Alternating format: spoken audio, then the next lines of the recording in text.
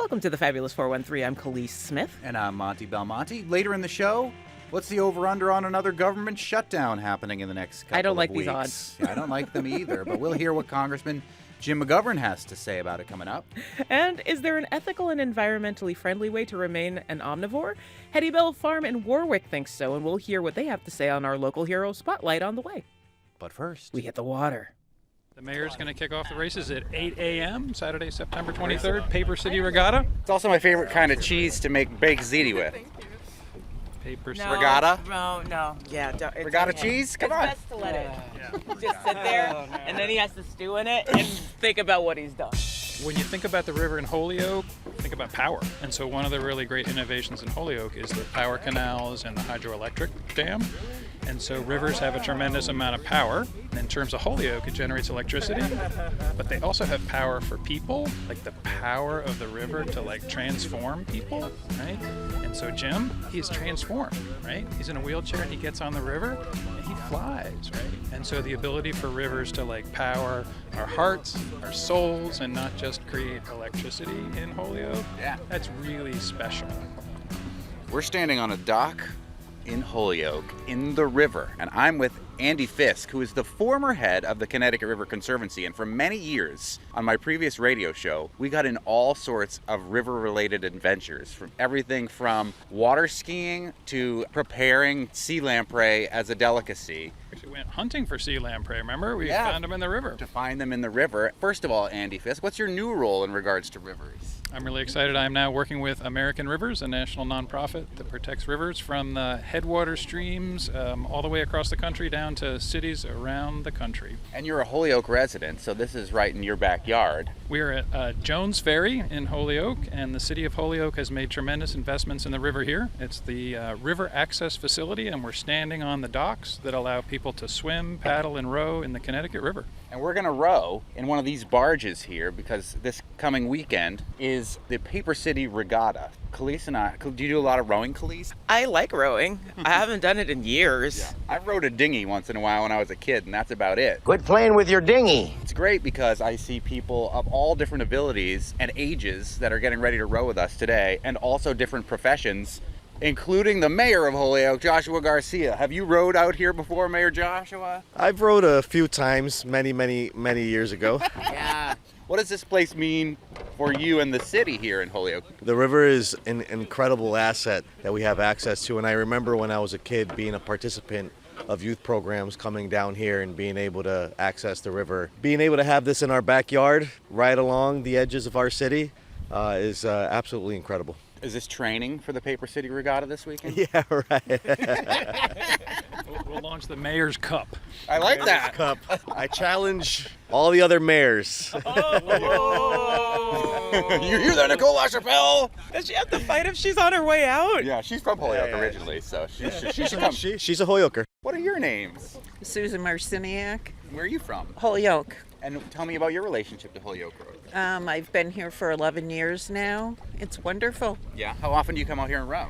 About 3 times a week or so. What are you rowing in? What are these? Are these long, thin boats what you're rowing in? Yes, this is a shell. It's a 2-person. Barbara and I are going out. Barbara's one of our adaptive rowers, and we're going to go out for a morning row. Barbara, what's your last? Black, Where are you from? Northampton. Tell me about your relationship to rowing. I started rowing through the Universal Access Program, which is adaptive outdoor activities that the Department of Conservation and Recreation sponsors.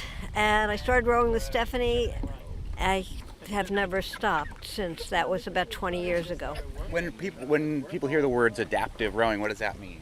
It means you have some disability. I'm blind, but otherwise I'm able-bodied. And so we have people who have different abilities and disabilities. I mean, sometimes I go out in a double, like this morning with Susan, but more often I row with the regular crew. So I have finally learned how to listen enough to know what's happening in the boat and be able to row, as part of a team. That's amazing. How does that feel? It's good. I've never done any kind of team sport in my life before. Yeah. I'm not the best rower in the world, but people put up with me, and I feel good that I'm able to do it. I love that. What's? This boat is called Double or Nothing. Oh yeah, you name even these shells? Yes. Yeah. Pretty much everything tries to have a name. I would call my shell of a former self.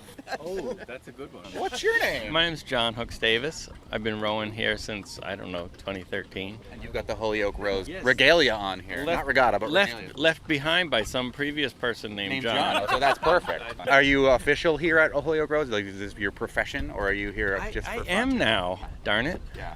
I used to be able to dodge that question, do you work here? But they pay me a little bit now, and I coach the middle schoolers. So middle schoolers from Holyoke or from all around? We get some from all around, but I walk up, twice a week to the STEM Academy just up the street and gather a little group of them and walk them down, and that's fun. We got some youth rowers too. What's your name? My name's Isabel. Where are you from? I'm from Holyoke, but I live in Springfield now. Do the Holyoke students try to push the Springfield students out of the boat and vice versa? I wish. That'd be pretty funny. What's your name? Gabriel. Where are you from? Well, I'm from Holyoke, but right now I live in Chicopee. And you come down here to row too? Yeah. Yeah, you on the same team, you two? Yep. Nice. So who do you row against other teams from other places? Yeah, we do. We sometimes row against Springfield PVRC down that way. There's other places, sometimes we row against Lennox, Gentle Giants, Brass up in the Berkshires. So yeah, a bunch of people Down the river, you have to row to your meet and then row back. We do. You do? We do. That's awesome. We had to row back from Springfield the other night. Free rides for anyone. We're not getting on the bus. We've got these boats. Getting the boats to the race in Springfield isn't so bad, but then they all have to get them back later. What's your name? Jacob. And where do you row with? No one. I'm just here for fun. With us You just today. heard the mayor was going to be on a boat. We're going to come hang out. Yeah. You go to Stick though, right? I do go to Stick, yeah. You are you on a rowing club there? Stick doesn't have it. They used to a long time ago, but But you do what there? I wrestle. Are we going to wrestle on the boat? I hope so. I think I have a pretty good chance of winning if we do. So Barbara's getting in the boat, in the shell, using the sounds around her to figure out the timing of the rowing with another person. And she's really good at feathering those oars, which I am not very good at, I don't think. But we'll see in a minute. I'm good at feathering, but it also makes me really bad at kayaking. The timing for it is different. It's time for the barge. Yeah, I love to barge. Wait, did you arrange for us to have the Mayor Mike barge? Yeah. I meant to tell you that, Joshua. So yeah, this is that's Mayor Mike Sullivan, former. Oh. So if you need us to paint after today, if you do good, we'll rechristen it. Yeah, How about that? if you brought a bottle of champagne. Yeah. But we're drinking it. We're not smashing it. We're gonna put you in. So Okay. pick your preference. All right. Tell us what we're doing. Yeah, tell us what we're doing, Izzy and Gabe. All right, so we are going to get in the barge. We're just getting people put into certain seats. When you're thinking about rowing, we're going to be backwards, right? Yeah. So that's one of the things is you look where you have been. Right. And I actually think that's pretty cool because if you think about rivers, where have we been? They used to be full of pollution and filthy. They're not anymore, right? So we're looking from where we've been and we're going to be heading to a better place because we keep investing in our But we rivers. don't know where we're going. That's the Exactly. problem. We can't see. So We're who trusting is there Izzy a and Gabe. navigator on this thing? How are we going to know which way to go? Izzy and Gabe. Izzy and Gabe are going to do it? That's Yeah, it. we get to steer. Oh, cool. We have this. A rudder? So Oh, yeah, yeah. you just move it back and forth. And I get helps it. steer the boat. So you're like the commander. So the three things you think about when you're rowing are rhythm, Music. Who could ask for anything more? Who balance, could ask for anything more? and harmony. Okay, rhythm, balance, and harmony. So we're gonna have all three of those things today, right? Rhythm, balance, and harmony. Mezzo-soprano register for the harmonies. You can't do that. I know. I'm going to sit behind you, Mayor Josh. Got it. That way I can criticize you the whole way. Does it matter which one I take? Which one do you think? No. So I can take either or? Nobody even groaned at that joke. Whatever. Everyone's trying to learn how to do this, Monte. So right now this is called feather. The blade's flat. When you're not rowing, that's where it's going to be. When you're trying to move the boat, right, you're going to lock the blade in the water, so it's going to be straight up and down, so it can be locked in the water, and then you're going to be pushing the boat past the blade. You ready for me to release you? Can you repeat all that again? Yeah. Row hard. Good luck. Thank you. Thank you. So you push at me, Monty, and I push at you. Yeah, that's what. We're on a boat. Take a good look at us. Where's your nautical theme? Pass me an Afghan. Dang it. I got a nautical theme, pass me the Afghan. Mayor Josh and his entourage at the stern of the boat are going first. Just the first 4, though? So not you, please. Oh, sorry. I'm excited. Mayor Josh is turning us around. Just like he's turned the city of Holyoke around. This boat is a huge metaphor. Into, we can lay it off. That means stop. Wait, what means stop? Weigh it off. Weigh it off. All right. Weigh it off? Cover some terms. Yeah. Hoy is one of them, right? Land ho. That's the We don't seat. use that one. Okay. So we have weigh it off, which is basically just stop. Okay. So you'll hear like into, so like into, weigh it off. So you count at the catch, it'll be like 1, you wait, back up, 2, and then on that, like it's kind of like on the third one, but into. Does that make sense? A little bit, yeah. Let's get rolling. We're kind of drifting downstream. Izzy, let's just get them going. One stroke at a time. They can do this. All right, one stroke, and You want row. breakfast? Let's go. Crashing into Mayor Josh's oar here. Row.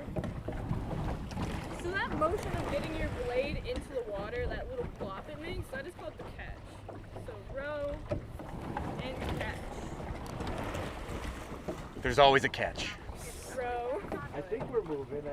Are we moving or is the river moving? We're going. Alright, so like another thing to focus on is you really want to be applying pressure to your feet. So you're really driving, all that power is in your legs.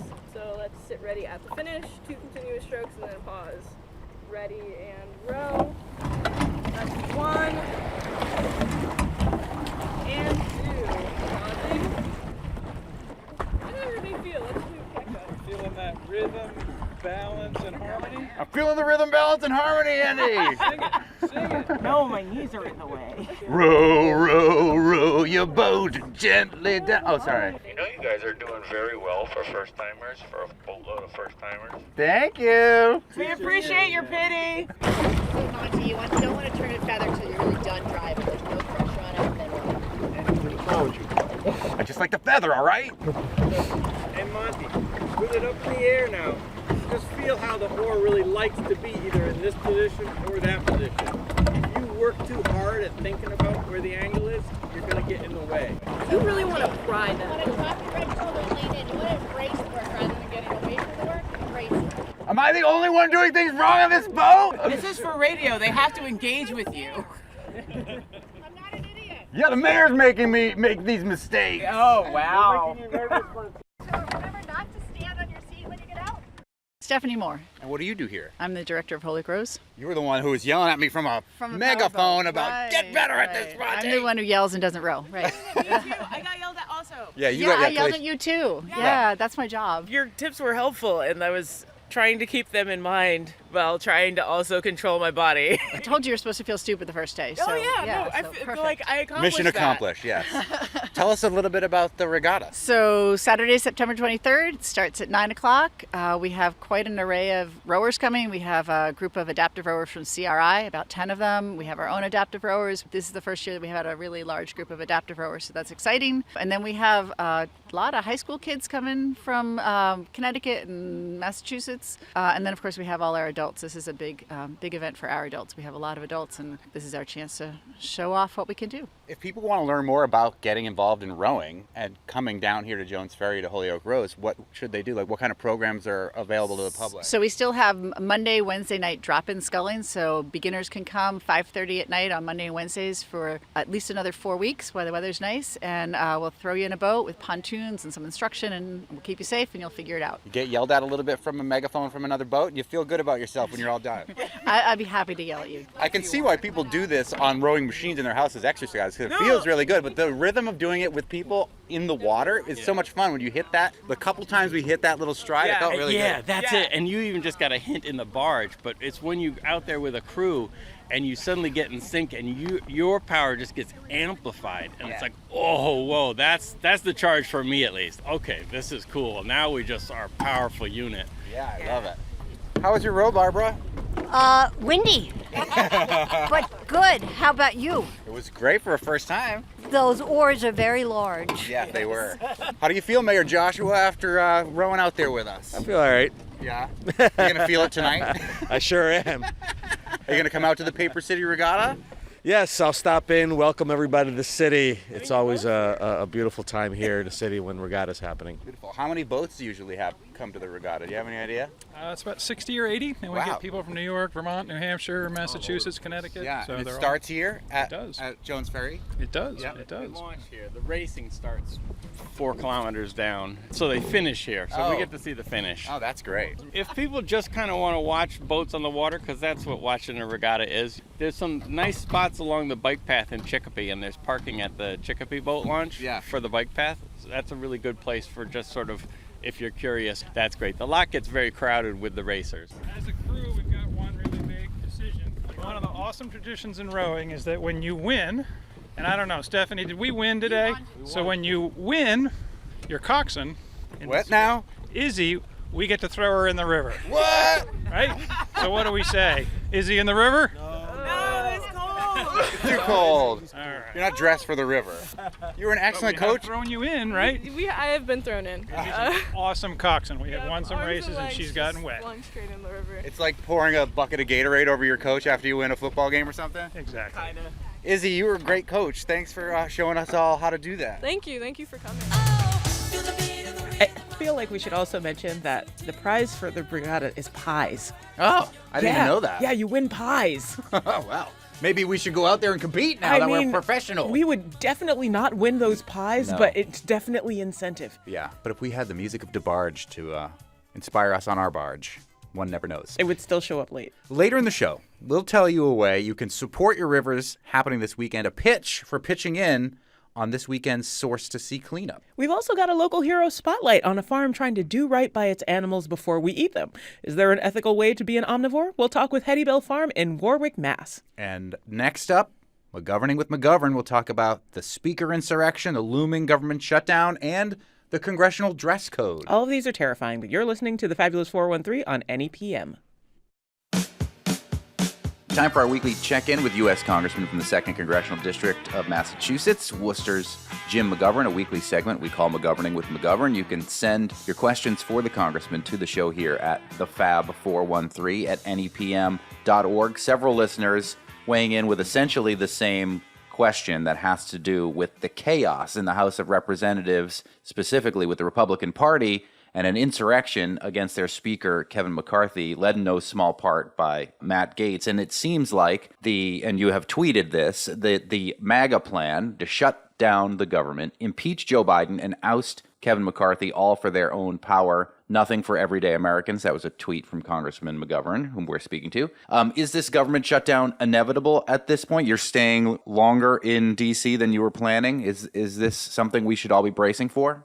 Well, I mean, I think it looks increasingly likely based on the irrational behavior of a small group of Republicans who seem to be in charge of everything around here. I mean, they're blackmailing Kevin McCarthy into, basically pulling legislation from the floor and not bringing other legislation up for debate or a vote. And the continuing resolution that would keep the government open, the one they brought up last week that wasn't good enough for the extreme right, would have cut every program by 8% across the board, every account by 8% except defense.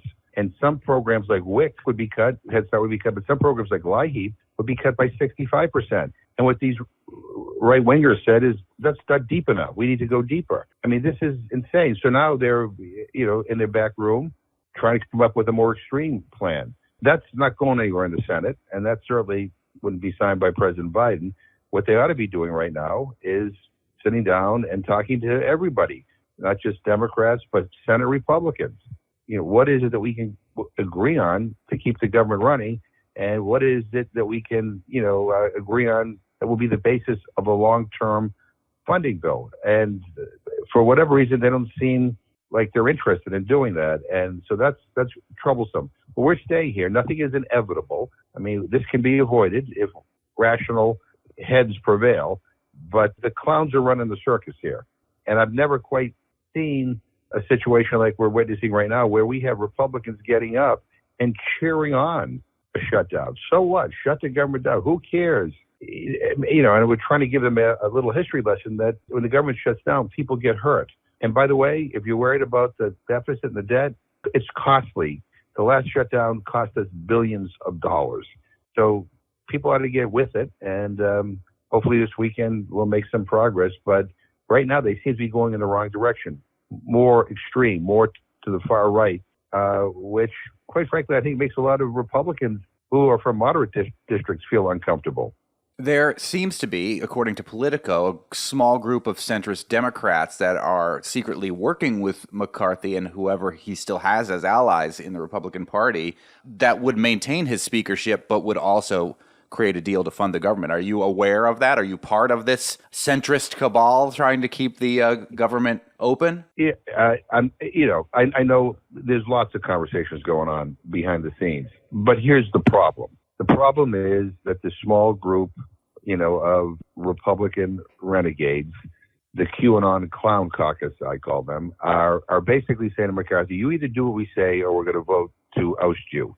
So McCarthy has to decide whether or not he wants to make a deal, and if he wants to save his speakership, he's going to have to start talking to some Democrats. And as I had said to the Washington Post yesterday, look, if McCarthy wants to work with us and if he's looking for Democratic votes, what do we get, right? I mean, we can't be a cheap date just because we don't know what's going to come after McCarthy.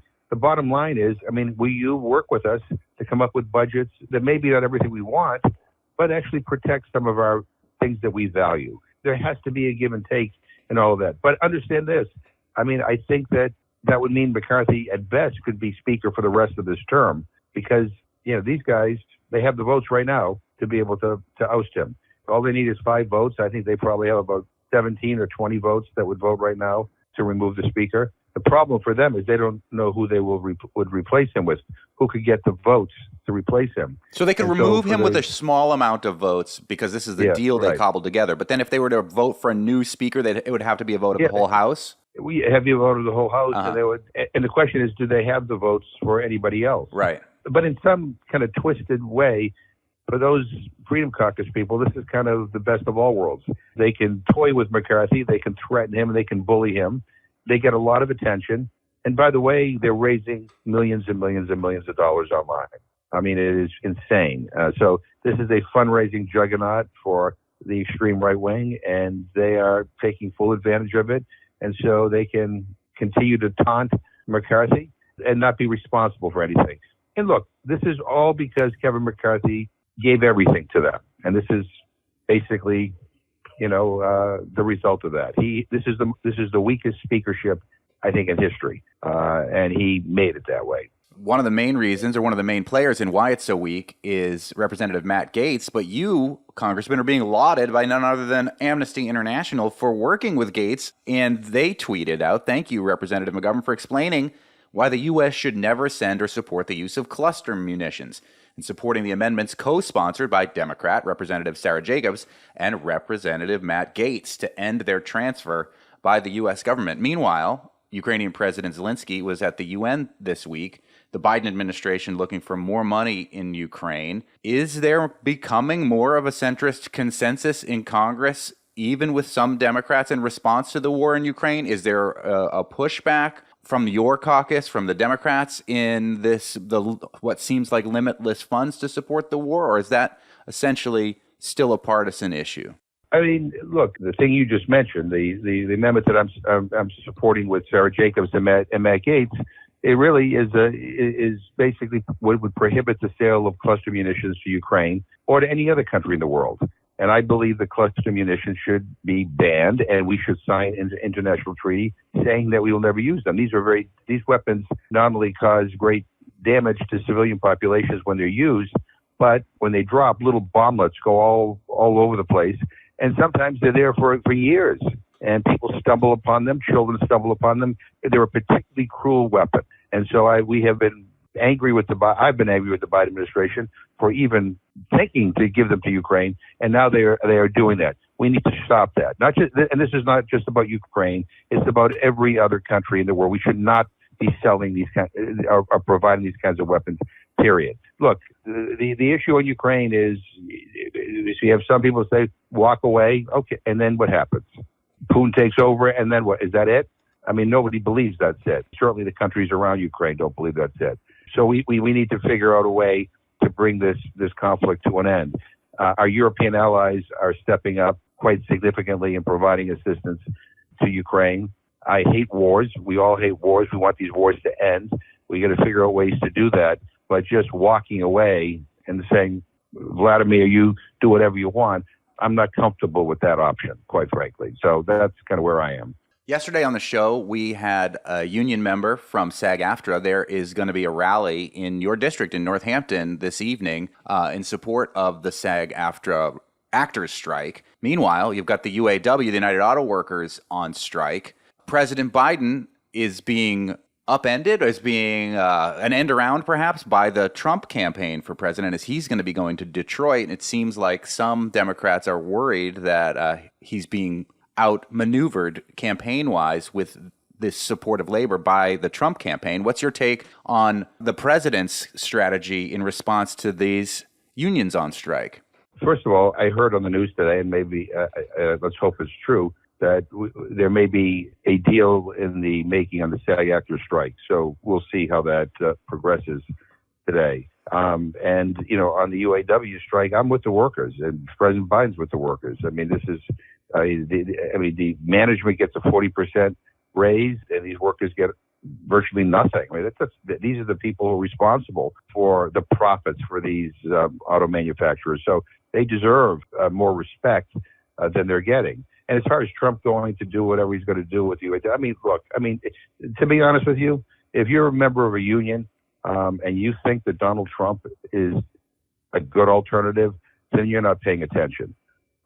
This is a guy who has busted unions, who is basically stuck it to working people time and time and time again. You know, he's using these workers as props, which is offensive. But please, I mean, don't even go there and to try to, for anybody to even suggest that somehow that Trump is a credible figure with union members. If people are members of unions and they think that Trump somehow is their friend, they're not paying attention.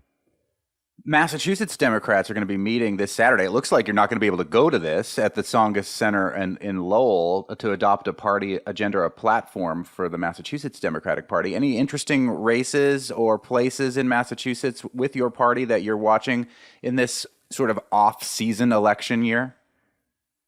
You know, I mean, look, we have a lot of local races happening, you know, in cities and towns all throughout the Commonwealth, and you know, and I'm hoping that people will understand that those races are important, will participate, will pay attention, and make sure that we, you know, elect people of like minds who have progressive values and who want to make a difference. So, you know, one of my I'm always concerned that there's such a drop off in participation in local elections when, in fact, they are so incredibly important.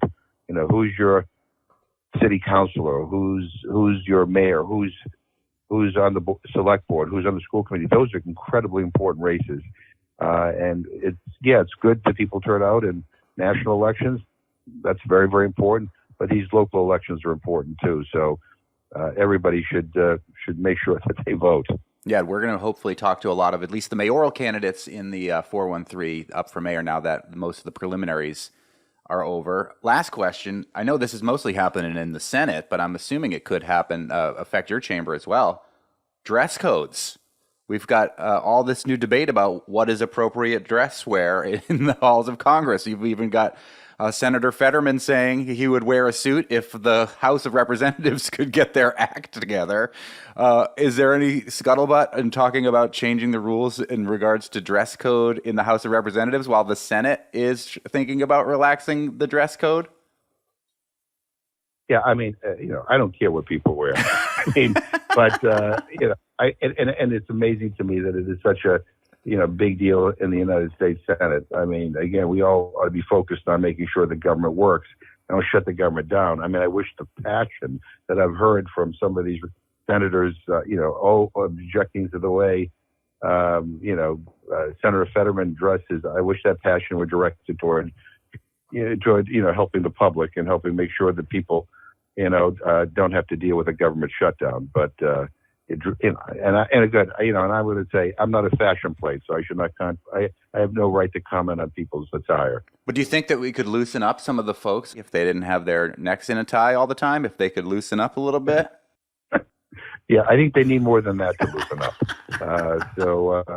Again, I mean, we have to make sure that what is happening here is that we focus on the serious business of governing this country and making sure that, people don't fall through the cracks and that we're doing, what people expect us to do. And again, there's been more headlines in newspapers about dress codes than there has about, whether we should sell cluster munitions to Ukraine or, how are you going to resolve this, looming government shutdown? So, we need to get our priorities straight. And that's why I asked those questions first, Congressman. I definitely wanted to talk about the dress code, but I saved it to last in case we ran out of time.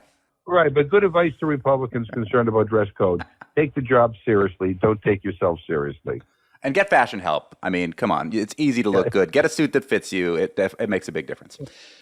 U.S. Congressman, I have some. I mean, you've seen how I dress up on the March for the Food Bank. I don't know how that would fly in Congress. Yeah, it would certainly cause a lot of discussion. So you should hear what I'm plotting about wearing this year. We'll see. U.S. U.S. Congressman from the 2nd Congressional District of Massachusetts, Congressman Jim McGovern, joins us every week. You can send questions for the Congressman at thefab413 at nepm.org or text us 1-800-639-9120. Thanks, as always, Congressman. All the best. Talk to you next week. Bye. With the global climate crisis, somehow that's really hard to say. Why? Why is that hard to say? Climate crisis getting worse every year. Is it time to give up eating meat? A farm in Warwick, Mass. thinks there are ethical options if meat is still on your menu. Up next, local hero spotlight on Hetty Bell Farm in Warwick. You're listening to the Fabulous 413 on NEPM. Time for our local hero spotlight with Phil Corman from CISA, the local hero folks, who are in the midst of their climate change and farming week, where there's a series of events talking about climate change and farming. And as we all know, one of the big things that leads to climate change is the world's obsession with eating meat. However, are there good and ethical and environmentally friendly ways to make meat part of your diet? Well, that's one of the things that we'll talk about with Hetty Bell Farm in Warwick, Massachusetts. And we're speaking with Jennifer Kaur and Olivier Flagolet. Did I say that right, Olivier? You did.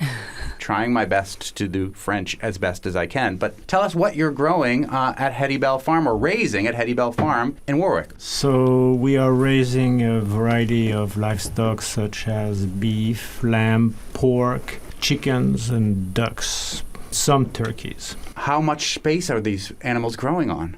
We are currently using about 50 acres of pastures for the ruminants, and roughly 10-15 acres of woodland for the pigs. Hetty Bell is a farm that's on land that's really how you can productively and ethically use that land. You cannot be growing produce on that land. So if it were not for the farm, the management of the land would have to take other resources up, and human beings have to eat, and a lot of us like meat. Jennifer from Hetty Bell Farm, tell us about what got you into the world of raising meats. Yeah, I did not grow up on a farm. I grew up in suburban America, like many of us. And I think for us, starting the business was in so many ways about the life that we were going to provide for our kids and the rhythms of the natural world and how we could be connected to that. So raising animals, right? We're raising sentient beings for human nourishment. That's an important sort of responsibility to do that right. So for us, this was about raising the kind of meat that we wanted to be eating as a family, and how could we make that available to other people. What about you, Olivier? You are from France originally. What brought you to the United States and got you into the world of raising animals? Big question. Let's say life taking me where I needed to be at the right time. I did a lot of traveling, and back in the 80s I ended up in Vermont. But eventually, after meeting Jen, I ended up working in farm education-based place in Athol, Massachusetts. And from that moment, Jen and I, we were both working at the same place, and slowly, as we are doing our jobs together, we slowly nourish the dream of farming for ourselves.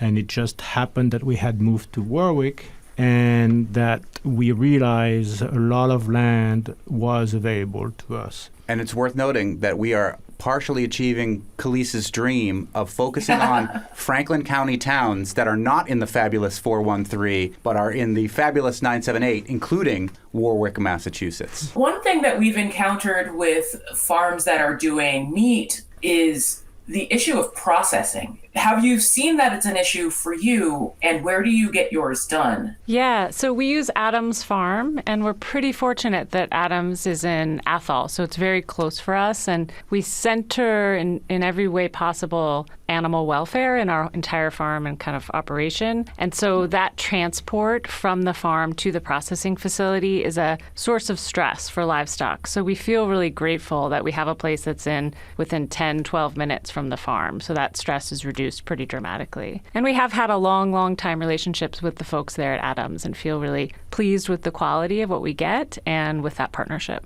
We're speaking with Jennifer Kaur and Olivier Flagolet, who are both from Heddybell Farm in Warwick, and Phil Corman from CISA, the local hero folks. So I think it's, a lot of times we have people on who do farm CSAs around produce, but you have a meat CSA that you do for the households that are not your own. So I'm wondering if you could share a little bit about that. Sure thing. So since we began our business in 2010-ish, we've known from the beginning with clarity that we wanted to provide a CSA, that was the business model that we were pursuing.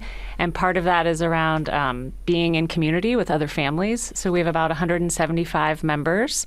As you mentioned, Monte, Warwick is not a huge town. It's a small and sometimes forgotten town. So we cannot move all of our meat in Warwick. So we rely pretty heavily on partnerships with others where we also do distributions. So one of those is at Atlas Farm. One is at Crimson and Clover Farm in Florence. And then we also have a distribution in Brattleboro as well as on farm in Warwick. And we put our meat together as a multi-species package, if you will. So it's many months in the winter season, in the fall winter. And it includes our 100% grass-fed lamb and beef, our organically fed chicken and pork. And then we sell birds on the side as well, ducks and turkeys. It's getting to be the part of the year where people might be thinking about turkeys a little bit more frequently. What about if people want turkeys for Thanksgiving? Is that something that Heddybell raises, Olivier? We do raise some, not too many as we used to, but we have a few left. Was your farm impacted by the bird flu? I mean, we know that there was a major situation in the midst of our own pandemic. The birds were suffering as well. How did Heddybell fare during the bird flu? We were not impacted at all. As far as I know, as far as I've observed. You would be the one that would know, though, right? Right, I guess so. But I mean, Monte wouldn't know. I wouldn't know. Maybe You're there. Jennifer might The birds might know more than you. As far as I know, meaning as far as I have observed, of course, if we had a case of bird flu, I think the processor would have noticed and rejected all of the birds. Right. But we are a small farm, and we are making a intentional point to raise all of our animals in such a way they can exercise their natural instinct and behavior as much as possible. That's the least we can do to these creatures, because ultimately they're making the sacrifice to give us their life so that we can provide a family with good meat, but also all of our members and their kids, which is very important. So we make the point to raise our animals outside, not in a confined environment, even the most fragile ones, such as the birds.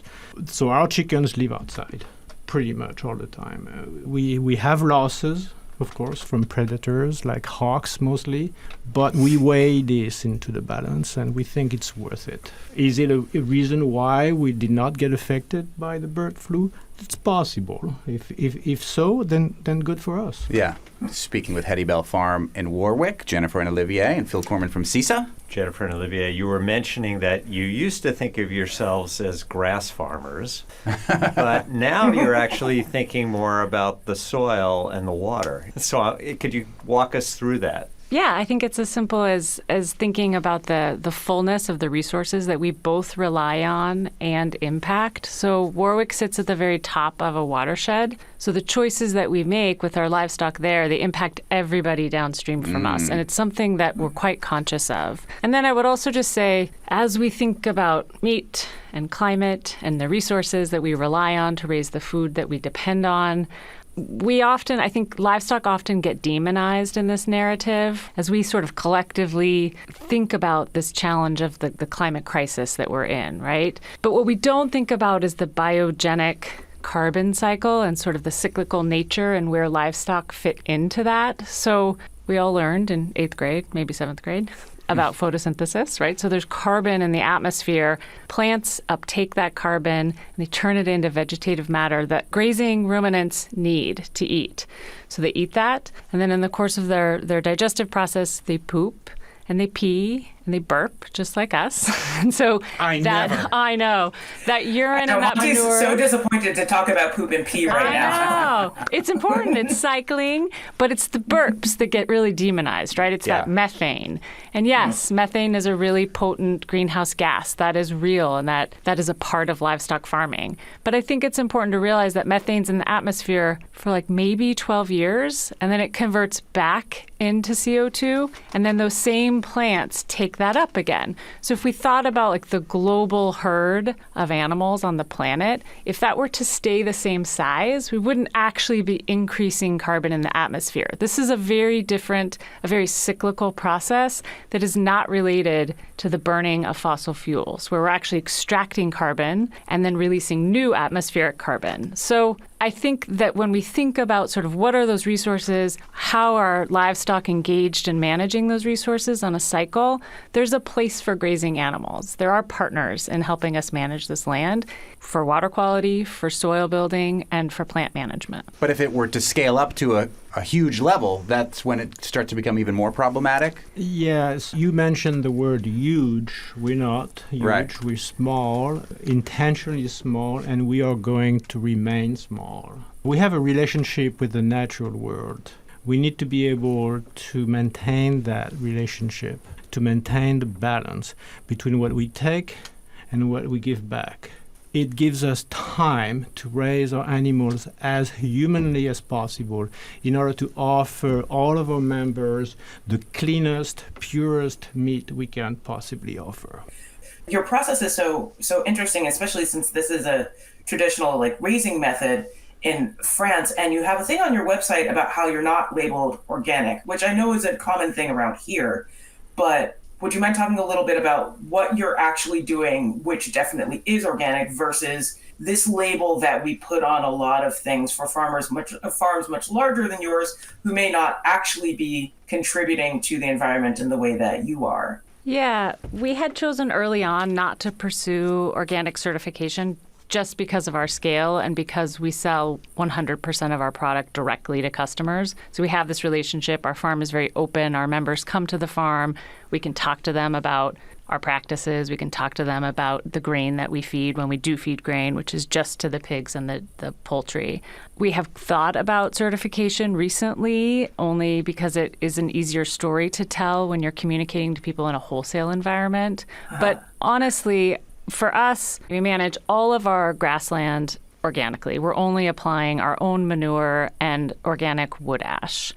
We purchase only certified organic feed because it's important for us to have that assurance that the land where that grain is grown elsewhere is managed organically. So for us, that level of commitment has been something that has been clear since the beginning for us and has been something we've been unwilling to compromise, even when the price of organic grain has skyrocketed. And we've found other ways to absorb that cost by being more efficient in our business. We recycle a lot. We reuse things. We try to fix things that are broken instead of buying new things. And that allows us to maintain that commitment to certified organic grain and to these grassland management practices. So if I was interested in diving in, getting a meat share, is there anything you would tell me if I've not had your meat products before or from another small local farm? Would I be tasting differences from the commercial meat that I might be used to eating? Animals have flavor. They should have flavor. And so if we hear anything from someone who's taking that leap from really conventional sort of grocery store meat into our CSA, It's that, wow, the flavors are strong. So pork tastes like pork. Chicken tastes like chicken. Beef is beefy. And that's something that we celebrate, and we try to provide a lot of recipes and a lot of cooking tips, because cooking 100% grass-fed is a different process. So we try to provide as much education information for our members as possible so that they can make this transition and really come to enjoy those flavors and come to enjoy those qualities around 100% grass-fed. You can get the share through SNAP too, which I think is really, really cool. And then there's a part of your CSA where people can donate in order to offset some of the extra cost of those people with SNAP getting access to your share. You've got it. And we've been doing that for a number of years. And I would say about 10% of our membership are households that use their SNAP benefits to purchase a share. And that's an important thing for us. Try to make it equal for everybody, or as best as we possibly can. And if eating meat is something that you're going to continue to do, but caring about the environment is something that you care about, I think you should think about eating small, eating local, and if you're going to keep eating meat, supporting the farms that do this sort of thing, like Hetty Bell Farm in Warwick, Mass., on the outskirts of Franklin County in the 978, near the fabulous 413. Olivier Flagolet and Jennifer Core from Hetty Bell Farm with their meat shares coming online very shortly. And Phil Corman from CISA, the local hero folks. You can find out about all our local hero farms at buylocalfood.org. Coming up, another way for you to care about the planet, specifically our local rivers. You're listening to the Fabulous 413 on NEPM.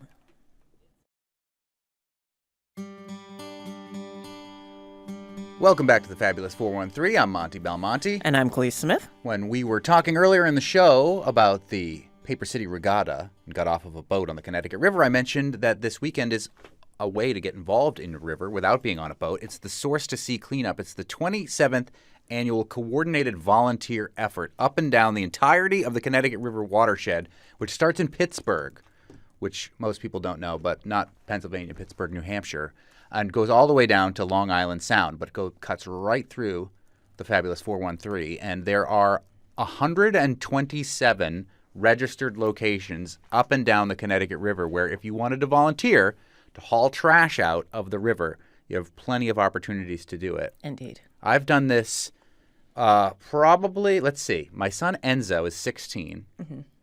And so it was at least a couple years before that. So I think for like 18 years I've been volunteering for as long as Atticus has been around. Yeah, that's more like it for sure. And I met a kid named Enzo doing the Source to Sea cleanup. And then I was like, hey, my grandfather's name was Crescenzo. Maybe now that we're having another baby, I should name him after that. And the rest is history. So not only do you get to pull trash out of the river and help the environment, make things cleaner, you might come up with a name for your child.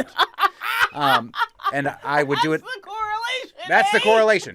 I would do it at the Green River portion of the Source to Sea cleanup there. And my friend David Bowles, who's been putting that on for decades, is in charge of that. But there are literally more than 100 other places where you could volunteer to do this weekend. If you go to ctriver.org, you can start a team, you can join a team, and it always it's encouraging to see such a coordinated volunteer effort to make it happen. And not that we want to encourage people to go outside of the 413 to do this, but since the Connecticut River goes through 4 states, there are locations throughout Massachusetts, Connecticut, Vermont, and New Hampshire. In case you happen to be on vacation this weekend, you can still help out. Yeah, there you go. And it's a great way to get involved, to get a little bit dirty. They say get dirty for cleaner rivers, and you can find out all the details about the Connecticut River Conservancy's Source to Sea cleanup at ctriver.org. Indeed. Well, tomorrow on the Fabulous 413. The other thing you can do this weekend. What is it? It's FreshGrass. FreshGrass. We're going to make a beeline back to the Berkshires and broadcast live from the FreshGrass Music Festival at Mass MoCA in North Adams. We'll hear music from Becky Buller from the Becky Buller Band, fiddler and fiddle workshop instructor Darol Anger from the band Mr. Sun. Plus, we'll speak with some of the folks who are helping to make the whole festival happen, with FreshGrass producers and with the museum Mass MoCA itself. Special thanks to Spouse, Happy Valley Guitar Orchestra, Talking Heads, DeBarge, Judy Garland, The Lonely Island, Jay Giles Band, The Suitcase Junket, Green Day, and Earth, Wind, and Fire. It is the 21st day of December, after all. Our director is Tony, working from the car today, done. Our engineers are Betsy, not into credibility, Lankdo, Phil, no choosing for you today, Bishop, Kara, it's money, Foster, Bart, Freshgrass Fanatic, Rankin, and Punk Rude Boy Sharp Cheddar Dubé. I'm Monte Belmonte. I'm Clee Smith, and even though he doesn't do them anymore, you might want to check out Demi Adijuibe's 21st of September videos today. Oh. Just is it like saying. a video series? Yeah. He doesn't do them anymore, but it's awesome. All right. We'll see you tomorrow on the Fabulous 413. We will.